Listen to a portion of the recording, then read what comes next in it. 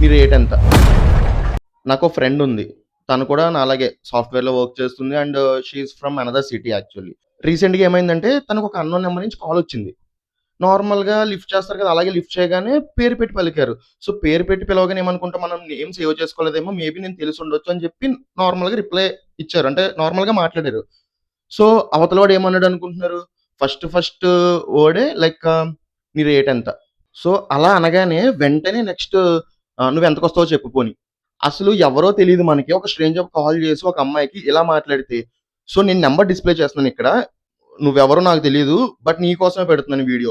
ఇప్పుడు మీ ఇంట్లో కూడా వుమెన్స్ ఉంటారు. ఇప్పుడు మీ అక్కనో, అమ్మనో ఎవడైనా ఇలాగే అంటే నీకెలా ఉంటది? నువ్వెవరో తెలియని పర్సన్ దగ్గర నువ్వెలా మాట్లాడతావు ఇలా? ఈవెన్ ఈ 2 వర్డ్స్ అనేసి కాల్ కట్ చేయలే. లైక్ తను కట్ చేస్తే మళ్ళీ కాల్ చేసి అలా కంటిన్యూ కాల్ చేసి కాల్ లిఫ్ట్ చేస్తే చాలా వల్గర్‌గా మాట్లాడారు. నేను ఎక్స్‌ప్లెయిన్ కూడా చేయలేను.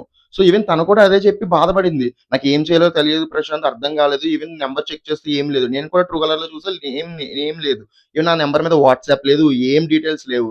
ఇప్పుడు కొంతమంది కామెంట్ సెక్షన్‌కొచ్చేసి అంటారు లైక్ ఇలాంటివి జరిగితే ప్రాబ్లమ్ లేదు. డైరెక్ట్ ఎళ్లి కంప్లెయింట్ చేయొచ్చు. చేస్తే సింపుల్‌గా వాళ్ళు సాల్వ్ చేస్తారు. లైక్ అట్‌లీస్ట్ కౌన్సెలింగ్ ఇస్తారు. ఇలాంటివి మాట్లాడతారు.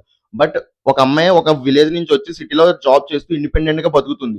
సో, ఈ టైంలో లైక్ ఎవడో వచ్చి ఏదో డిస్టర్బ్ చేశాడని చెప్పి ఆ అమ్మాయి ఎళ్లి కంప్లెయింట్ చేసి అది ఇంట్లో వరకు వెళ్తే ఏముండదు. Parents simple. ఇంత థింక్ చేయరు. జాబ్ మానేసి ఇంటికొచ్చేయి. ఇదొక్కటే చెప్తారు. సో, తన కెరీర్ తను పోగొట్టుకోవడం తనకిష్టం లేదు. సో, అందుకని ఈ వీడియో చేస్తున్నాను. సో, మీకేమన్నా ఐడియా ఉంటే చెప్పండి guys. Like we need to find out this fucking fellow.